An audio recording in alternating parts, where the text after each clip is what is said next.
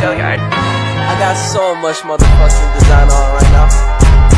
Bring it down, bring it back, make it clap. I got 3 old thoughts, new block, where that thing. Bitches on my line, and you know. Assalamualaikum warahmatullahi wabarakatuh.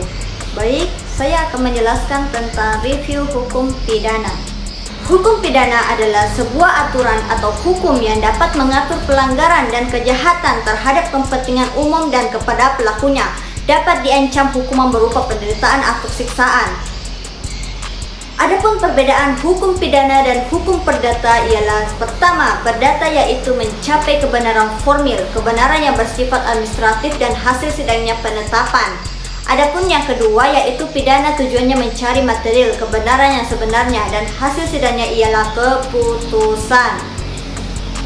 Adapun tujuan pidana restrain yaitu yang pertama reformasi, memperbaiki atau rehabilitas pelaku kejahatan.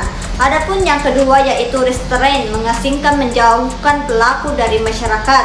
Adapun yang ketiga yaitu distributor, membalas, dan keempat yaitu teori deterrence. Terdapat dua tujuan yaitu untuk memberikan jera kepada pelaku dan untuk menakuti agar tidak melakukan kejahatan.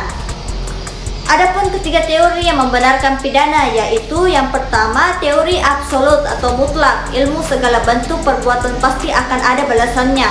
Dan adapun yang kedua teori relatif. Teori ini mengadopsi tujuan hukum ialah kemanfaatan dalam masyarakat. Adapun yang ketiga teori gabungan. Di sini gabungan antara absolut yang menyatakan bahwa sanksi itu memberi balasan. Adapun yang keempat yaitu delik. Delik adalah perbuatan atau tindakan yang dapat dikenakan sanksi pidana.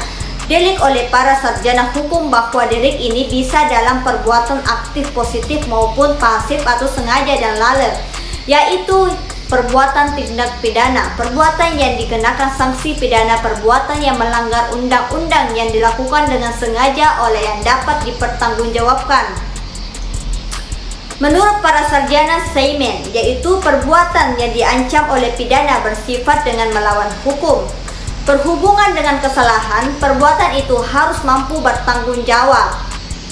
Adapun macam-macam delik, yang pertama yaitu delik formil, dinyatakan selesai sekalipun tidak selesai. Yang kedua, delik material, selesai karena ada akibat yang ditimbulkan. Delik sengaja atas dasar niat. Delik lalai yaitu tidak ada niat atau tidak berhati-hati. Yang kelima, delik aduan dapat dilakukan ketika ada aduan korban. Delik biasa tidak perlu ada aduan korban.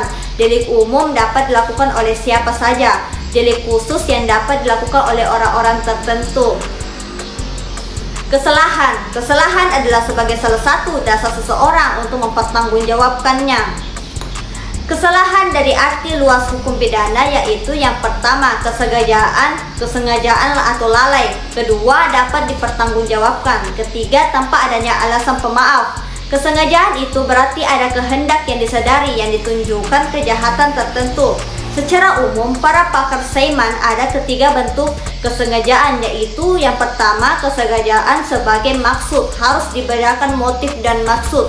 Contoh motif ialah latar belakang balas dendam, membunuh. Yang kedua, kesengajaan dengan kesadaran tentang kepastian. Pelaku bisa memastikan pelaku atau ada akibat lain yaitu contoh si A dapat ke rumah si B untuk menembak, kemudian si C datang dan berada di depan si B dengan tidak sengaja atau tidak sadar dia dikenal ke si C, dan ketika si pelaku dengan sadar dari perbuatan yang dilakukan dengan maksud.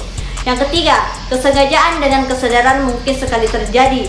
Kesadaran pelaku bahwa seorang tersebut melakukan kesalahan dengan sadar untuk maksud tertentu.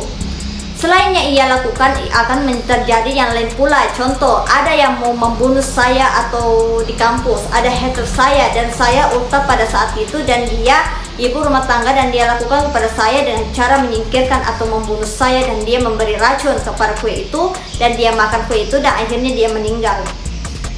Adapun pulva, kelalaian. Kelalaian itu terletak pada kesengajaan dan kebetulan. Membagi bentuk atau indikator kelalaian ada dua, yaitu yang pertama, kurang melihat ke depan yang perlu pelaku tidak mempredikasikan apa dampak yang ada dilakukan. Kedua, kurang hati-hati. Yang perlu pada perbuatan si pelaku itu ada kecerobohan, jadi akhirnya dia tidak berhati-hati atau bodoh amat.